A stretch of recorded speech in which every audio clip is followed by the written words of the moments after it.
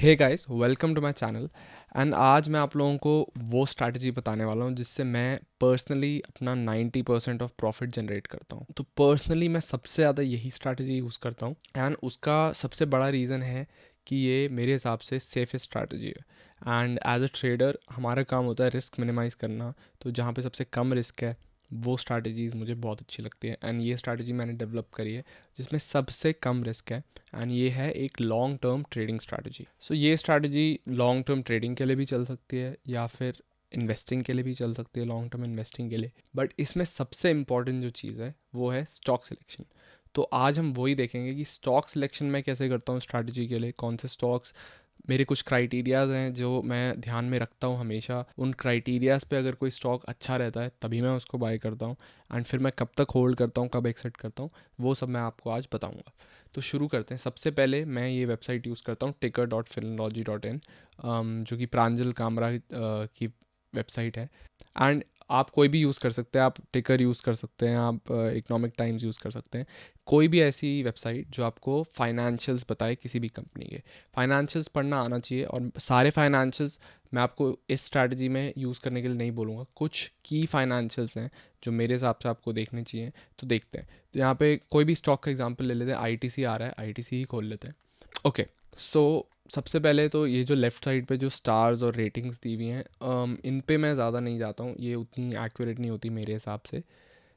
But आप देख सकते हैं, आप अगर आपको लगता है कि हाँ, जैसे एफिशिएंसी और फाइनेंशियल्स वाली जो रेटिंग है, I think these are still fine, ये मैं देख लेता हूँ। फिर भी आप देख लीजिए अगर आपको ये देखनी है या नहीं देखनी। मेन चीज़ जो है जो मैं किसी भी कंपनी में देखता हूँ वो सबसे पहले होती है उसकी मार्केट कैप कितनी है, कितनी बड़ी कंपनी है, कंपनी का साइज़ क्या है, वो स्मॉल कैप है, मिड कैप है या लार्ज कैप है। उस हिसाब से इन्वेस्टमेंट अमाउंट डिसाइड होता है। लार्ज कैप में मैं बहुत सारा पैसा डालने के लिए विलिंग होता हूँ, स्मॉल कैप में मैं कम, क्योंकि रिस्क फैक्टर बहुत ज़्यादा होता है स्मॉल कैप कंपनीज में। सो सबसे पहले तो वो।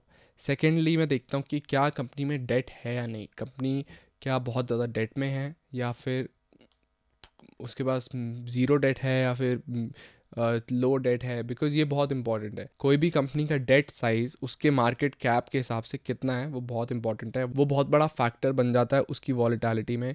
जो फाइनेंशियली पुअर कंपनीज होती हैं वो बहुत ज़्यादा वॉलेटाइल भी होती हैं, सो मैं उनको अवॉइड करता हूँ।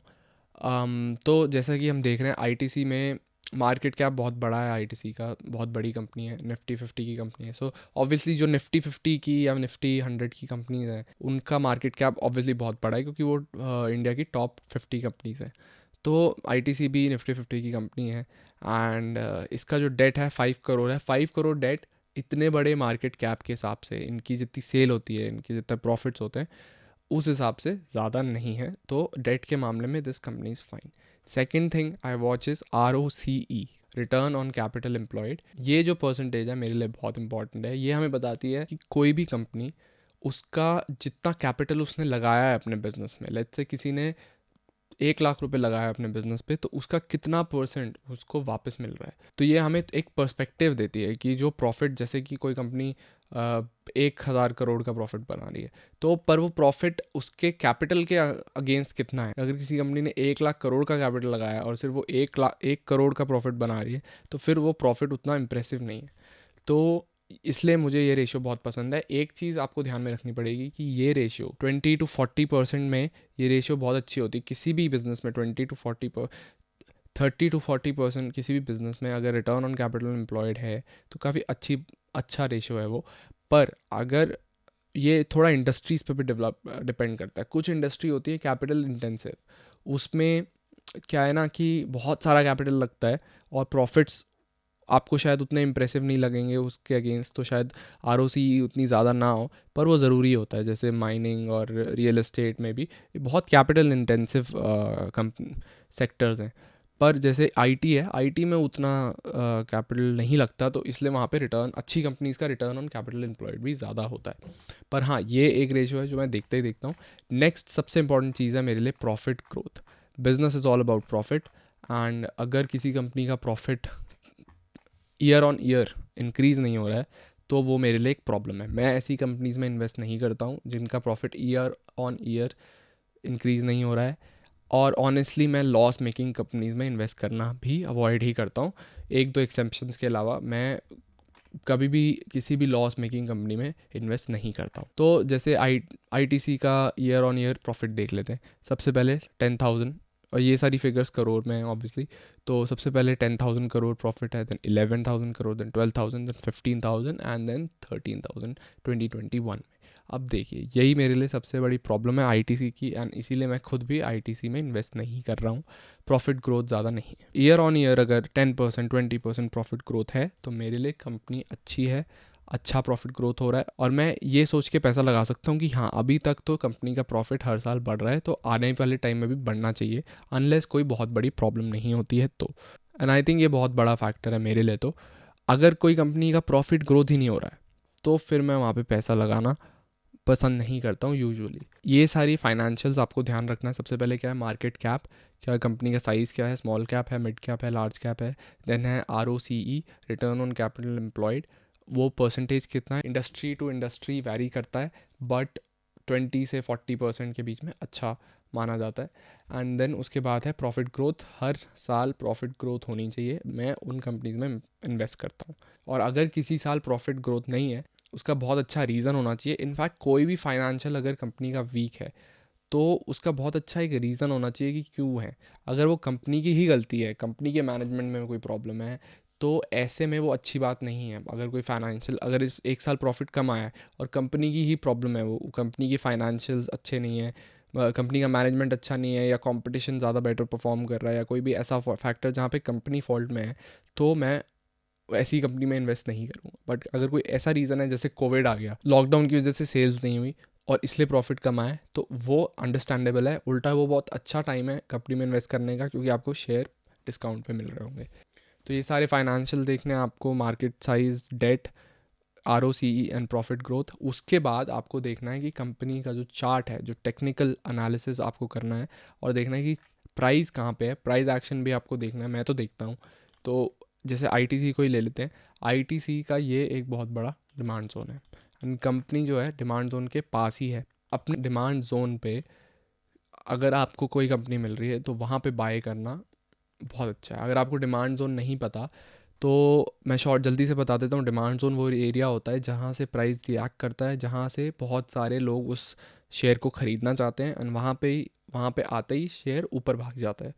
तो डिमांड जोन पे या डिमांड जोन के पास लेना प्रेफर करता हूँ, या किसी लॉन्ग टर्म ट्रेंड लाइन या किसी मूविंग एवरेज पे, लॉन्ग टर्म मूविंग एवरेज पे मैं लेना प्रेफर करता हूँ। क्योंकि सिंपल लॉजिक ये है कि जो कंपनी का जो भी ऑल टाइम हाई है, वहाँ से मुझे किसी लार्ज कैप में 15 to 20% का डिस्काउंट मिलना चाहिए। मतलब ऑल टाइम हाई से शेयर की वैल्यू 15 to 20% कम होनी चाहिए, या फिर अगर कोई स्मॉल कैप है तो वहाँ पे मुझे 30-40% का डिस्काउंट मिलना चाहिए। तो ITC अभी जहाँ पे है वहाँ से इसको 22% का डिस्काउंट पे है, तो बाइंग लेवल अच्छा है। बट ITC पे हम नहीं इन्वेस्ट करेंगे, मैं नहीं करूँगा, क्योंकि ITC अभी उसका प्रॉफिट डिक्लाइन हो रहा है और मुझे प्रॉफिट ग्रोथ उतनी इंप्रेसिव नहीं लग रही है। सो ITC में हम इन्वेस्ट नहीं करेंगे। वेयर एज कोई और कंपनी देखते हैं, लेट्स से हम देखते हैं TCS का मार्केट कैप है 13 लाख करोड़ और ज़ीरो डेट, कंपनी में डेट ही नहीं है। सेल्स ROCE जो है 56% है। तो जैसे मैंने बताया था, इंडस्ट्री टू इंडस्ट्री डिपेंड करता है। IT इंडस्ट्री में कम कैपिटल लगता है, तो इसलिए वहाँ पे ROCE कंपनीज के ज़्यादा एक्सपेक्टेड रहते हैं। उसके बावजूद भी 56% ROCE काफ़ी इंप्रेसिव है मेरे हिसाब से। एंड यहाँ पे प्रॉफिट ग्रोथ हम देखेंगे ईयर ऑन ईयर, तो हमें दिखता है नेट प्रॉफिट है 23,000 करोड़, 25,000 करोड़, 30,000 करोड़, 33,000 करोड़ एंड 30,000 करोड़। तो अगर आप मार्च 2017 से देखेंगे तो 23,000 करोड़ से कंपनी 2020 में 33,000 करोड़, एंड देन 2021 में ऑलमोस्ट 31,000 करोड़ का जंप है। इतना बड़ा प्रॉफिट जंप 2017 से मेरे हिसाब से बहुत अच्छा है, एंड ये दिखाता है कि कंपनी जो है वो प्रॉफिट ग्रोथ कर रही है अभी भी। तो TCS एक ऐसी कंपनी है जिसमें मैं इन्वेस्ट करना चाहूँगा। क्यों? क्योंकि कंपनी का मार्केट कैप बहुत बड़ा है, टॉप 3 कंपनीज़ में होंगी इंडिया की TCS, एंड डेट नहीं है कंपनी पे बिल्कुल भी। ये सारे फैक्टर्स की वजह से बहुत सेफ़ इन्वेस्टमेंट है। अगर मैं ऑलरेडी TCS को 15% डिस्काउंट पे ख़रीदता हूँ तो बहुत कम चांसेस है कि वहाँ से वो 5%, 10%, 20% और गिरेगा, है ना। गिर सकता है, ऐसा कोई ज़रूरी नहीं है कि नहीं गिरेगा, बट बहुत रेयर होता है। तो मोस्ट ऑफ द टाइम्स अगर आप उसको 15% डिस्काउंट पे भी खरीदते हैं, 20 पे भी खरीदते हैं, तो आपको बहुत जल्दी आप प्रॉफिटेबल हो जाएंगे उस ट्रेड में। तो चार्ट्स पे जैसा कि आप देख रहे हैं, ये कंपनी का डिमांड जोन है, ये एरिया, एंड यहाँ से ही रिसेंटली अभी ये ऊपर जाना शुरू किया, तो अभी बाइंग अपॉर्चुनिटी भी अच्छी है। अभी यहाँ पे 13% के अराउंड डिस्काउंट मिल रहा है। मैं 15% प्रेफर करता हूँ या उससे थोड़ा सा ज़्यादा, but this is also very good. यहाँ पे अगर आप बाय करते इस एरिया में, जहाँ से आपको ऑल टाइम हाई से 16% ऑफ मिल रहा था, तो आप देखते आपको काफ़ी अच्छे रिटर्न भी मिलते हैं। इस पॉइंट पे अगर आप बाय करते, आपको बहुत जल्दी 18% के रिटर्न भी मिलते हैं।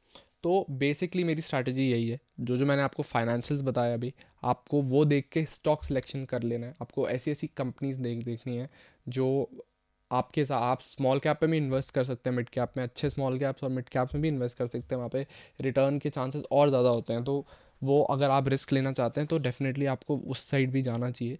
बट लेट्स से आपको बहुत ही सेफ़ स्ट्रैटेजी चाहिए, तो आप ये कुछ कंपनी सेलेक्ट कर सकते हैं। इनके फाइनेंशियल्स पे ध्यान दीजिए, इनके रिजल्ट्स पे ध्यान देते रहे, इनके बिजनेस में क्या चल रहा है क्या नहीं चल रहा है उस पर ध्यान दीजिए।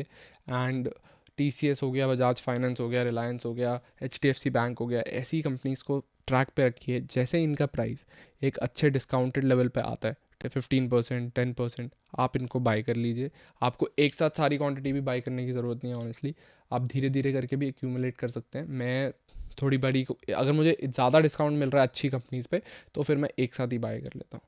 और फिर जैसे ही वो उस प्राइस पे आता है, आपको बाय करना है। मैंने आपको बता दिया, आपको डिमांड जोन ढूंढने हैं कंपनी के, उधर बाय करना है, या फिर कोई लॉन्ग टर्म ट्रेंड लाइन है तो वहाँ पे, जैसे ये जो जब यहाँ पे आया था प्राइस, तो ये एक लॉन्ग टर्म ट्रेंड लाइन भी थी और वो डिमांड जोन भी था सॉर्ट ऑफ। तो यहाँ पे आप बाय कर सकते थे इसको, वो बहुत अच्छे रिजल्ट मिलते हैं। अगेन वो इस लेवल से आके फिर से ऊपर जा रहा है, आप यहाँ पे बाय कर सकते हैं। तो बेसिकली आपको बहुत अच्छे डिस्काउंटेड प्राइस पे किसी शेयर को बाय करना है, उसके फाइनेंशियल्स अच्छे होने चाहिए, एंड आप कुछ महीने, कुछ वीक्स वेट करेंगे, आपको ईजिली अच्छे खासे रिटर्न्स मिल जाएंगे इस स्ट्रैटेजी से। एंड अगर लेट्स से कि मार्केट उसके बाद भी, वहाँ पे आपने बाय कर लिया, शेयर बहुत अच्छी क्वालिटी का, फाइनेंशियल बहुत अच्छे हैं, फिर भी मार्केट नीचे गिर रही है, तो क्या करना चाहिए? आपके पास दो ऑप्शन है। या तो आप इसको लॉन्ग टर्म इन्वेस्टमेंट की तरह देख सकते हैं कि आपको फ़र्क नहीं पड़ता, आपको पता है लॉन्ग टर्म में तो ये कंपनीज अच्छा परफॉर्म करेंगी, एंड उसमें आपको बिलीव करना ही पड़ेगा क्योंकि कंपनी के फाइनेंशियल्स अच्छे हैं, क्योंकि कंपनी प्रॉफिट मेकिंग है, ग्रोथ है कंपनी में, एंड कंपनी का साइज़ अच्छा है, कंपनी में कोई डेट नहीं है, तो डेफिनेटली लॉन्ग टर्म में तो कंपनी अच्छी परफॉर्म करेगी। तो आप अपनी इन्वेस्टमेंट को छोड़ सकते हैं। अगर आपको इन्वेस्टमेंट नहीं करनी है, आपके पास उतना कैपिटल नहीं है, आपके पास उतना टाइम नहीं है कि आप शायद 6 महीने दें किसी शेयर को या 1 साल दें, ये बहुत रेयर होता है। बहुत रेयर ही ऐसा होगा कि आपने 15% डिस्काउंट पे TCS जैसी कंपनी को बाय कर लिया और उसके बाद भी वो 20% और गिर जाए, ये काफ़ी रेयर है, पर कभी कभार हो भी जाता है ना। कुछ टाइम ऐसा आता है जब मार्केट 1-2 साल के लिए ही डाउन ट्रेंड में रहती है या साइडवेज रहती है, तो पहली बात ऐसा कुछ आएगा, ऐसा कुछ होगा तो आपको पता लग जाएगा, उसके भी इंडिकेशंस होते हैं। पर अगर आपको लगता है तो आप छोड़ भी सकते हैं, क्योंकि 2 साल से ज़्यादा तो मैंने देखा नहीं कि मार्केट को इतना बेरिश कभी भी। बट अगर आपको फिर भी एक्स्ट्रा सेफ रहना है तो आप एक स्टॉप लॉस भी लगा सकते हैं, इसको लॉन्ग टर्म ट्रेडिंग की तरह ट्रीट कर सकते हैं। तो स्टॉप लॉस आप कहाँ पे लगाएंगे? जैसे कि यहीं पे, जब ये डिमांड जोन क्रिएट हुआ, ये तो आपको दिख रहा है कि यहाँ पे ये थोड़ा आपको टेक्निकल एनालिसिस वाली चीज़ है, ये आपको थोड़ी सी आनी चाहिए, पैटर्न्स वगैरह के बारे में आपको पता होना चाहिए। तो आप देख रहे हैं यहाँ पे डिमांड जोन है, ये एक डबल बॉटम यहाँ बना है, and let's say double bottom आपने आइडेंटिफाई कर लिया ना, आपने कहीं यहाँ पे बाय किया है, तो आप अपना SL, ये जो डबल बॉटम है, इस स्ट्रक्चर के नीचे कहीं यहाँ पे लगा सकते हैं।